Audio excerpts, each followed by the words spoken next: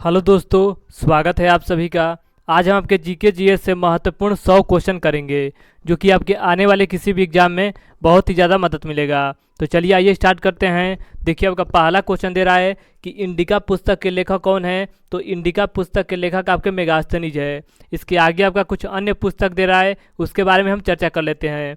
अगर आपसे पूछा जाए कि मेघदूत, कुमार संभवम, अभिज्ञान शकुंतलम के लेखक कौन है, तो कालिदास हैं। कालिदास को भारत का शेक्सपियर भी कहा जाता है। इसके आगे आपका देखिए अगला दे रहा है कि मुद्रा राक्षस के लेखक कौन है, तो विशाख दत्त हैं। अष्टाध्यायी के लेखक कौन है, तो पढ़नी है। अर्थशास्त्र के लेखक कौन है, तो चाणक्य है। राज तरंगरी के लेखक कौन है, तो आपके कल्हण है। हर्षचरित और कादम्बरी के लेखक कौन है, तो बाणभट्ट है। पंचतंत्र के लेखक कौन है, तो विष्णु शर्मा है। गीत गोविंद के लेखक कौन है, तो जयदेव हैं। पृथ्वीराज रासो के लेखक कौन है, तो चंद्रबरदाई हैं।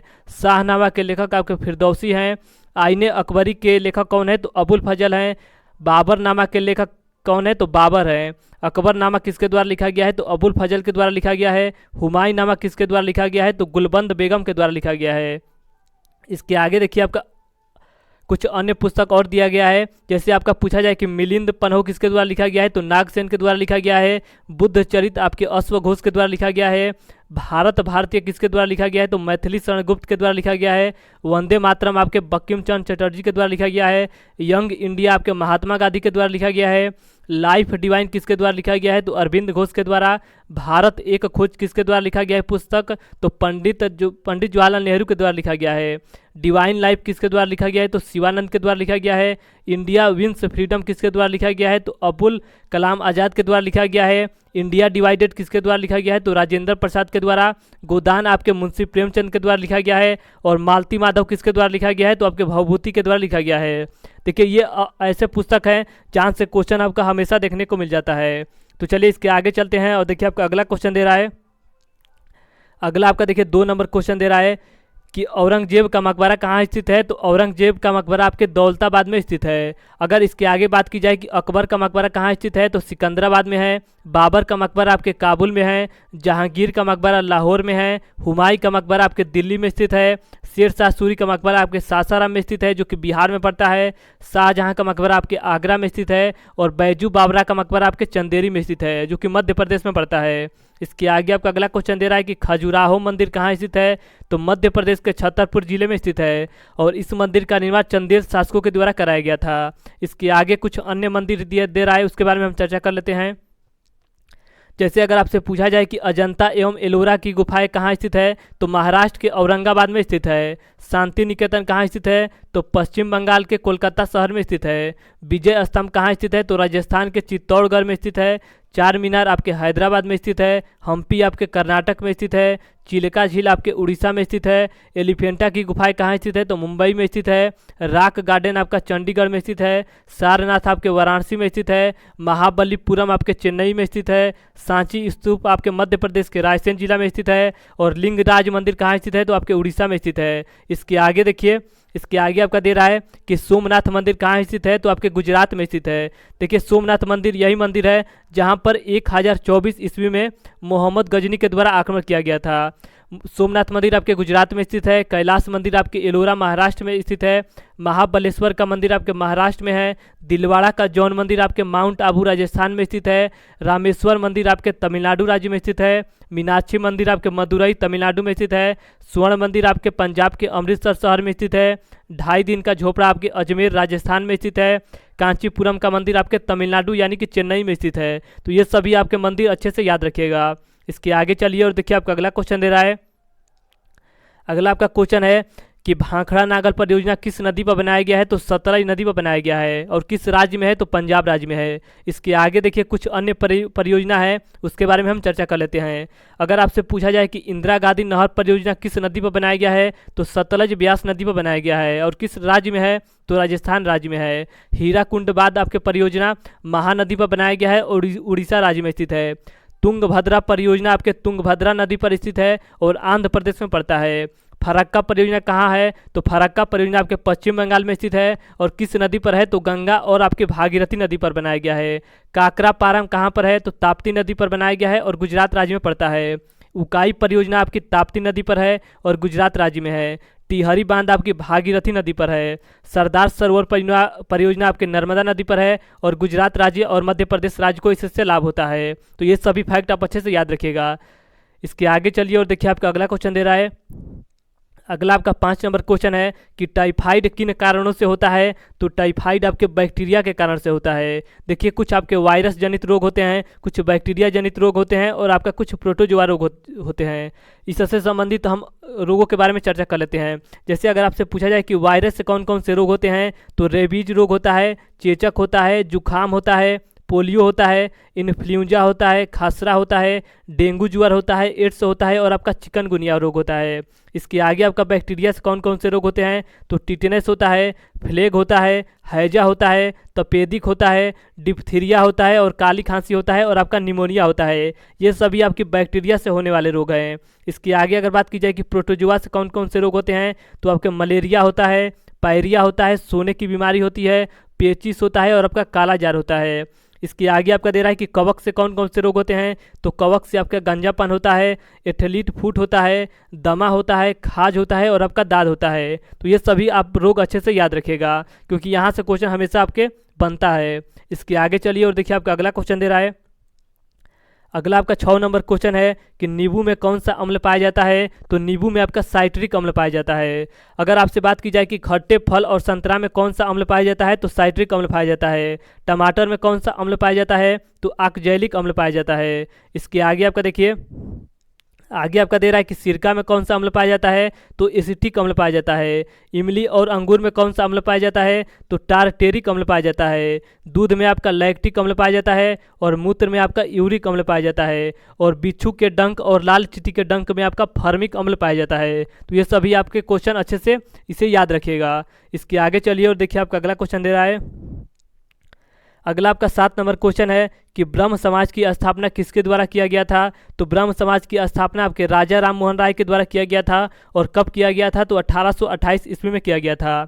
अगर इसके आगे पूछा जाए कि आत्मीय सभा की स्थापना किसके द्वारा किया गया था, तो राजा राम मोहन राय के द्वारा 1815 में किया गया था। तत्वबोधनी सभा की स्थापना देवेंद्र नाथ ठाकुर के द्वारा 1839 में किया गया था। प्रार्थना समाज की स्थापना आपके आत्माराम पांडुरंग के द्वारा 1867 में किया गया था। आर्य समाज की स्थापना आपके स्वामी दयानंद सरस्वती के द्वारा 1875 में किया गया था। रामकृष्ण मिशन की स्थापना स्वामी विवेकानंद के द्वारा 1897 में किया गया था। सत्य शोधक समाज की स्थापना ज्योतिबा फुले के द्वारा 1873 में किया गया था। फॉरवर्ड ब्लॉक की स्थापना सुभाष चंद्र बोस के द्वारा 1939 ईस्वी में किया गया था। इसके आगे आपका देखिए दे रहा है कि स्वराज पार्टी की स्थापना मोतीलाल नेहरू के द्वारा 1923 में किया गया था। होम रूल लीग की स्थापना एनी बेसेंट एवं तिलक के द्वारा 1916 में किया गया था। हिंदू महासभा की स्थापना मदन मोहन मालवीय के द्वारा 1915 में किया गया था। इसके आगे चलिए और देखिए आपका अगला दे रहा है कि गदर पार्टी की स्थापना किसके द्वारा किया गया था, तो लाला हरदयाल के द्वारा 1913 में किया गया था। मुस्लिम लीग की स्थापना आगा खां एवं सलीमुल्लाह के द्वारा 1906 में किया गया था। आज़ाद हिंद फौज की स्थापना आपके रास बिहारी बोस के द्वारा 1942 में किया गया था। खिलाफत आंदोलन अली बंधु के द्वारा किया गया था और कब किया गया था, तो 1919 ईस्वी में किया गया था। इसके आगे आपका देखिए 8 नंबर क्वेश्चन दे रहा है। 8 नंबर क्वेश्चन है कि पेरियार वन्य जीव अभ्यारण्य किस राज्य में स्थित है, तो केरल राज्य में स्थित है। इसके आगे आपका देखिए कुछ अन्य अभ्यारण्य है, उसके बारे में हम चर्चा कर लेते हैं। जैसे अगर आपसे पूछा जाए कि जिम कार्बेट राष्ट्रीय उद्यान कहाँ स्थित है, तो उत्तराखंड में स्थित है। कान्हा किसली राष्ट्रीय उद्यान कहाँ है, तो मध्य प्रदेश में स्थित है। मानस वन्य जीव अभ्यारण्य कहाँ है, तो असम राज्य में है। रणथंबोर राष्ट्रीय उद्यान आपके राजस्थान राज्य में स्थित है। दुधवा राष्ट्रीय उद्यान आपके उत्तर प्रदेश में स्थित है। कांजीरंगा राष्ट्रीय उद्यान आपके असम राज्य में स्थित है। इसके आगे आपका देखिए अगला दे रहा है कि केवलादेव घाना पश्चिम बिहार कहाँ स्थित है, तो राजस्थान राज्य में स्थित है। गिर राष्ट्रीय उद्यान आपके गुजरात में स्थित है। बांदीपुर राष्ट्रीय उद्यान आपके कर्नाटक राज्य में स्थित है। नल सरोवर पक्षी अभ्यारण्य आपके गुजरात में स्थित है। दंचीग्राम अभ्यारण्य आपके जम्मू कश्मीर राज्य में स्थित है। राजा जी राष्ट्रीय उद्यान आपके उत्तराखंड राज्य में स्थित है। इसके आगे आपका देखिए अगला दे रहा है। अगला आपका दे रहा है कि नागरहोर राष्ट्रीय उद्यान कहाँ स्थित है, तो कर्नाटक राज्य में स्थित है। सुंदरवन राष्ट्रीय उद्यान आपके पश्चिम बंगाल में स्थित है। और एक और याद रखिएगा कि वाल्मीकि राष्ट्रीय उद्यान कहाँ स्थित है, तो ये आपके वाल्मीकि बिहार में स्थित है। तो ये सभी राष्ट्रीय उद्यान आप अच्छे से इसे याद रखिएगा। इसके आगे चलिए और देखिए आपका अगला क्वेश्चन दे रहा है। अगला आपका 9 नंबर क्वेश्चन है कि नर्मदा नदी का उद्गम कहाँ से होता है। तो नर्मदा नदी का उद्गम आपके अमरकंटक के पहाड़ से होता है। देखिए अमरकंटक के पहाड़ से 3 नदी का उद्गम होता है। एक आपकी सोन नदी का उद्गम होता है, एक आपका नर्मदा नदी का, और एक आपका जोजिला नदी का उद्गम होता है। तो ये सभी क्वेश्चन आप अच्छे से याद रखिएगा।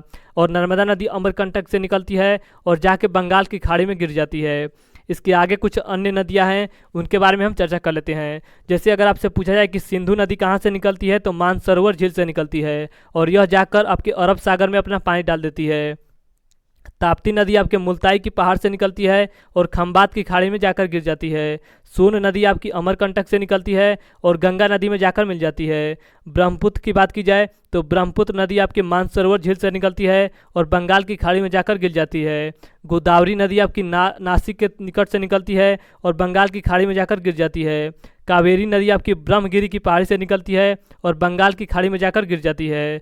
इसके आगे आपका दे रहा है कि गंगा नदी, तो गंगा नदी आपकी भारत की सबसे बड़ी नदी है जिसकी लंबाई 25-25 मीटर है। लेकिन अगर आपसे पूछा जाए कि प्रायद्वीप भारत की सबसे बड़ी नदी कौन सी है, तो आपकी गोदावरी नदी है।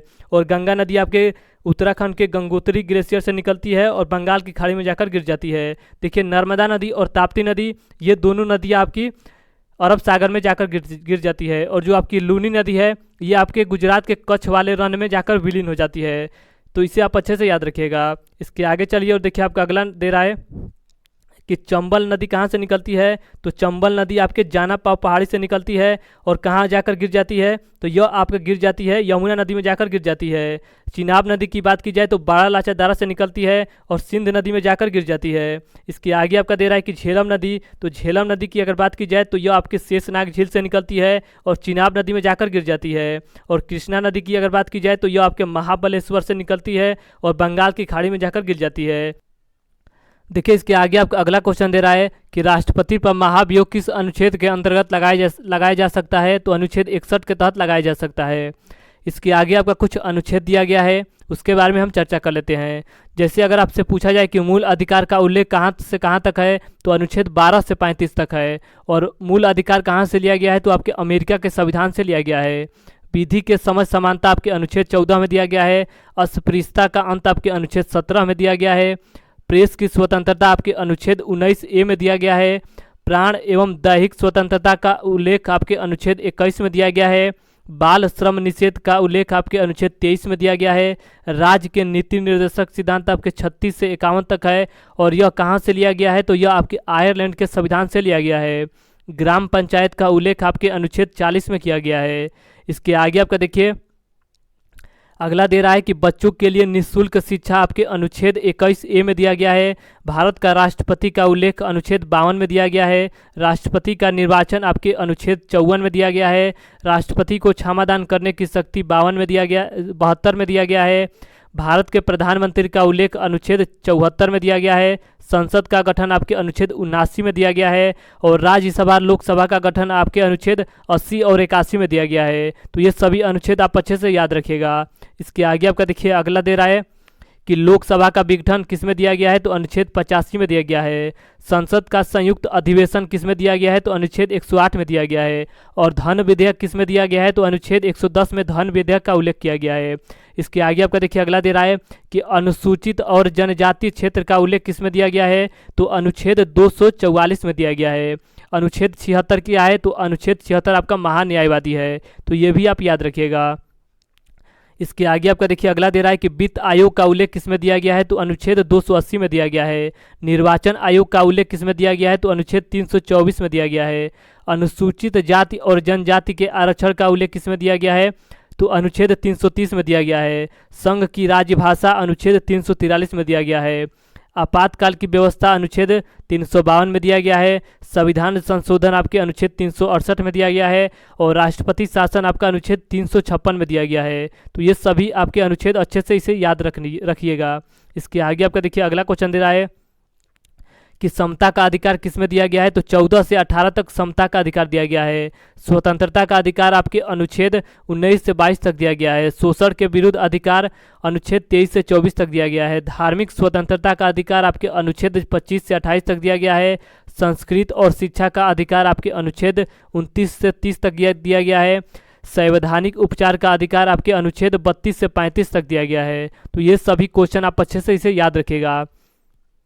देखिए, एक आपसे क्वेश्चन पूछा जाता है कि भीमराव अंबेडकर ने किसे संविधान का आत्मा कहा है, तो इसका सही उत्तर आपका हो जाएगा अनुच्छेद 32 को कहा है। लेकिन अगर आपसे ऐसे पूछा जाए कि संविधान की आत्मा किसे कहा जाता है, तो प्रस्तावना को कहा जाता है। लेकिन अगर आपसे पूछा जाए कि भीमराव अंबेडकर के हिसाब से किसे संविधान का आत्मा कहा जाता है, तो अनुच्छेद 32 को कहा जाता है। तो ये दोनों क्वेश्चन अलग अलग है, लेकिन आप अच्छे से दोनों क्वेश्चन को याद रखिएगा।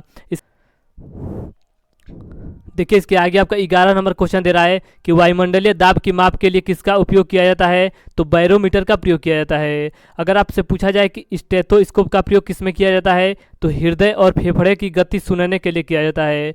इसके आगे आपका दे रहा है कि कार्डियोग्राम का प्रयोग किसमें किया जाता है, तो हृदय गति की जांच के लिए किया जाता है।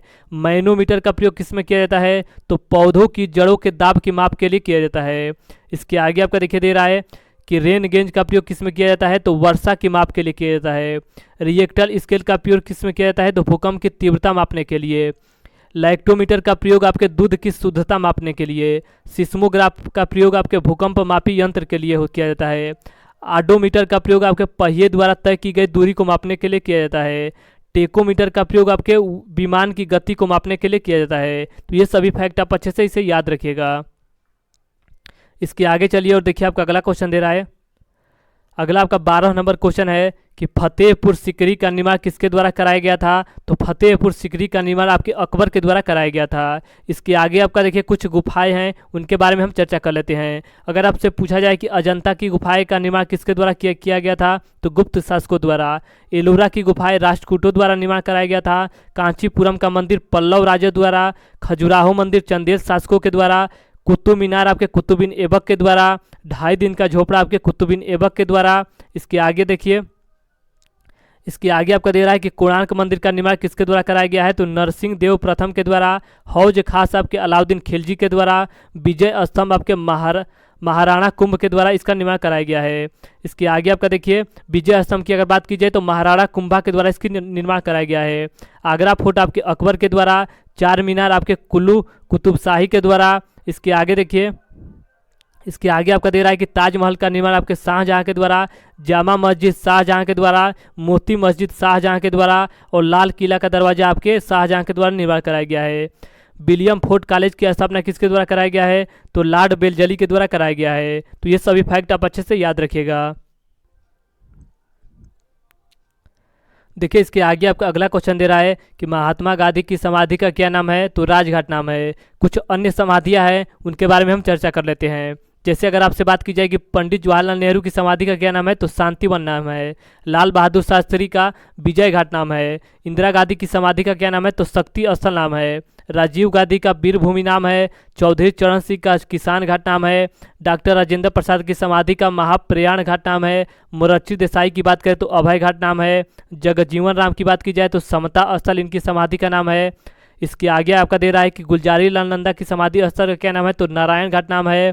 ज्ञानी जैल सिंह की बात करें तो एकता स्थल। भीमराव अंबेडकर आपके चैत्रा भूमि इनकी समाधि का नाम है। इसके आगे आपका देखिए दे रहा है कि के.आर. नारायण की समाधि स्थल का क्या नाम है, तो उदय भूमि नाम है।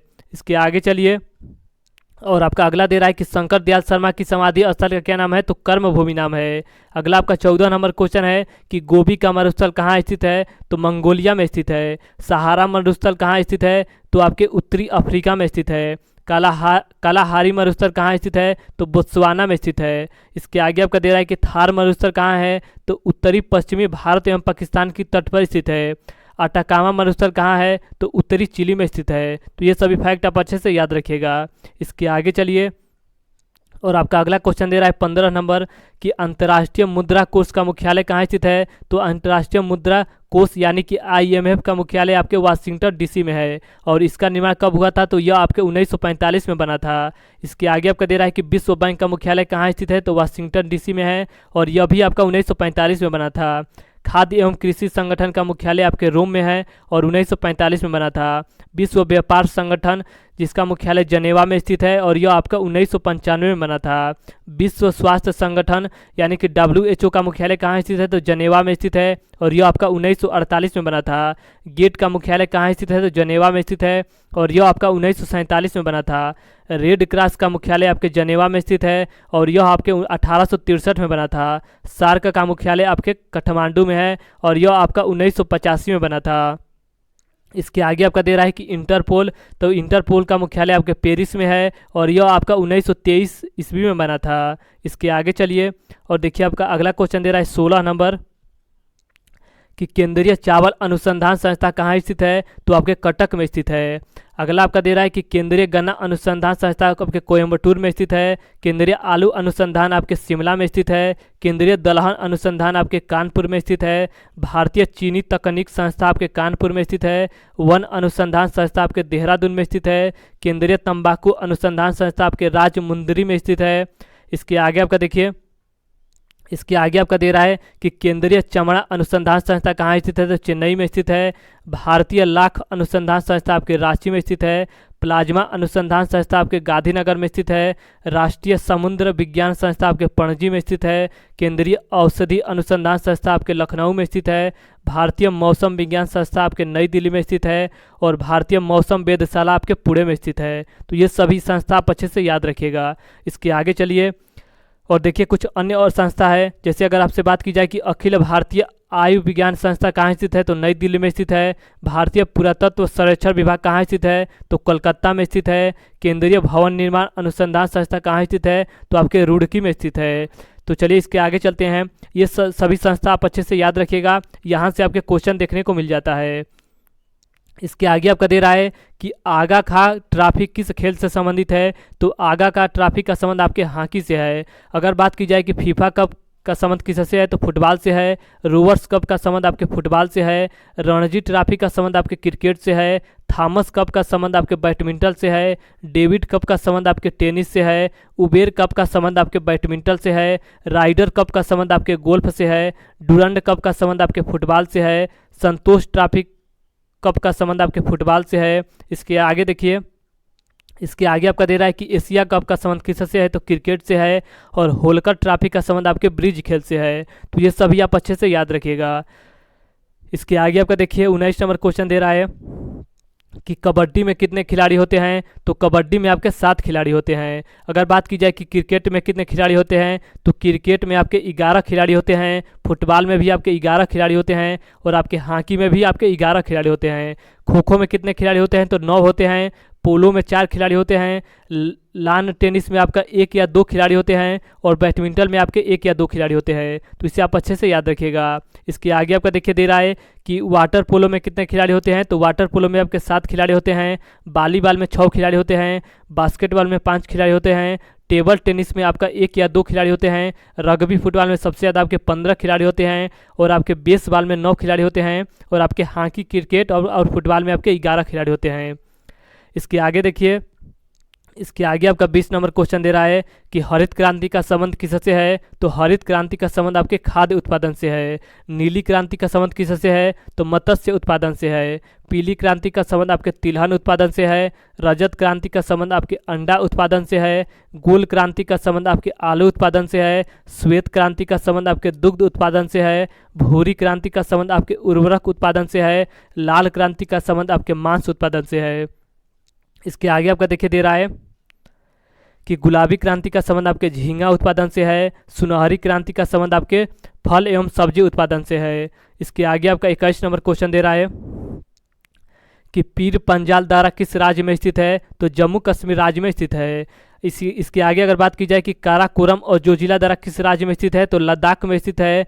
पीर पंजाल और बनिहाल दारा आपके जम्मू कश्मीर राज्य में स्थित है। इसके आगे देखिए, इसके आगे आपका दे रहा है, इसके आगे आपका दे रहा है कि सिपकिला, रोहतांग और बड़ा लाचा दारा किस राज्य में स्थित है? तो हिमाचल प्रदेश में स्थित है। माना दारा, नीति दारा और लिपुलेख दारा किस राज्य में स्थित है? तो उत्तराखंड में स्थित है।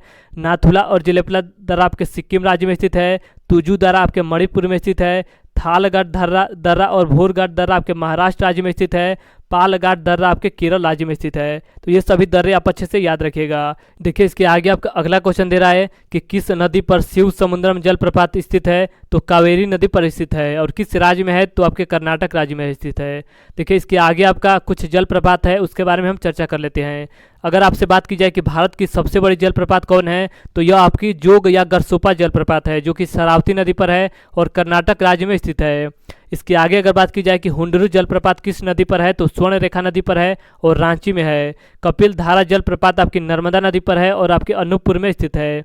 धुआंधार जलप्रपात आपकी नर्मदा नदी पर है और जबलपुर में स्थित है। चित्रकूट जलप्रपात आपकी इंद्रावती नदी पर है और बस्तर छत्तीसगढ़ में है। चुलिया जलप्रपात आपके चंबल नदी पर है और राजस्थान में स्थित है।